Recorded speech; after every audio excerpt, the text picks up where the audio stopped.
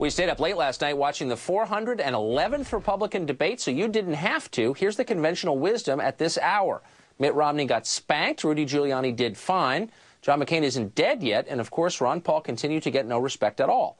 Joining us now to confirm or destroy these perceptions, former presidential candidate and MSNBC political analyst Pat Buchanan. Welcome, Pat. How you doing, Tucker? I was amazed by the nastiness. The other candidates focused on Fred Thompson. We've got a quick montage of some of what they said about the fact he wasn't there last night. Watch. Why the hurry? Why not take some more time off?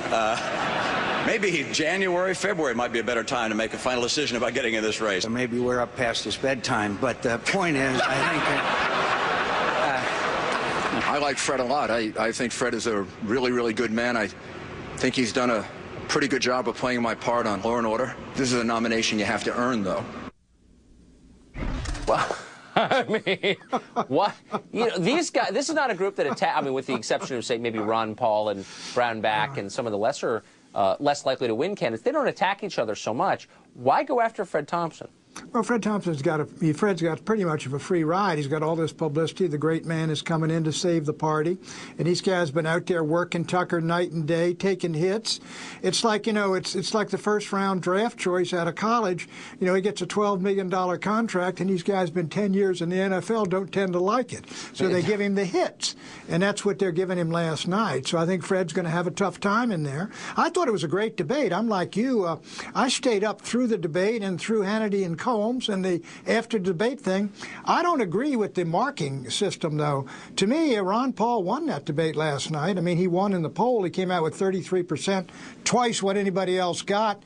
He's got a tremendous constituency, and they're using him as a foil, which is to his advantage.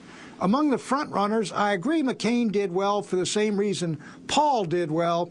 He exudes certitude. Whether you agree with him or not, he's the commander. We're going to charge forward in this war, like it or not. And on the other side, Paul says we made a mistake. We got to get out. That's clarity on each side. But I didn't think Rudy had that good a night, and I didn't think Romney had that bad a night. Interesting. No, Ron Paul wins every debate in my heart, personally. I don't agree with everything he says, but he is clearly the man of principle there. I want to bring in Jonathan Alter, senior editor from Newsweek. Jonathan, you get the sense watching these guys, Pat and I were saying that watching the other candidates respond to Fred Thompson, that they perceive him as a real threat. It's kind of early to call him a threat, isn't it? Or is it? No, if you look at the national polls, hey, look, we're calling Hillary Clinton the front runner on the Democratic side because she's leading in national polls. So if you look at these national polls, you got to call Fred Thompson a big threat. He does extremely well right now. Personally, I think it's going to fade for a variety of reasons, but right now he's very much a real live possibility to get that nomination. Well, here was for me, the most interesting moment of the debate.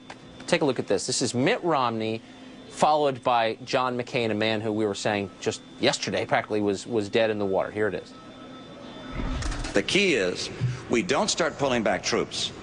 We don't go into a support mode until we are successful with the surge and we are providing the security and the stability that we anticipate for this country. Senator McCain? Governor, the surge is working. The surge is working, sir. That's just what it I is said. working. No, not apparently. It's working. So people have said, Pat, from the very beginning that McCain's problem is he's tied his fortunes to this war. Nobody expects Iraq to become Belgium anytime soon. However, if things do improve, his fortunes improve, don't they? They do. But what you get here in the McCain-Romney exchange, I think, is contempt on the part of McCain for Romney, who he sees as really a son of privilege and a son of wealth, who came up a very easy way and who's bright and handsome and good looking, and he's older and tougher and really had the hard knocks. And who is Mitt Romney to be talking to him about foreign policy and the war? I do think McCain is going to come up somewhat, but I find it very hard to believe, especially when you take a look. I mean, he ran 10th in that Iowa straw poll, and they were booing him out there. I think he could get a minor surge in New Hampshire, but I find it very hard to see how he comes all the way back. I will say this, Tucker. If I were Romney, I would be looking for him coming after me, whether he wins or loses, because McCain is liberated by the fact that he's lost his lead. I think you're right. I mean, the irony, of course, is that John McCain There's not an attack on him, merely an observation. And the truth is himself a child of privilege and grew up affluent, went to boarding school, and is the son and grandson of admiral. So, I mean, you know, he went to prison, but he was also, you know, young, rich, and handsome at one point anyway. We'll be right back. Michelle Obama, like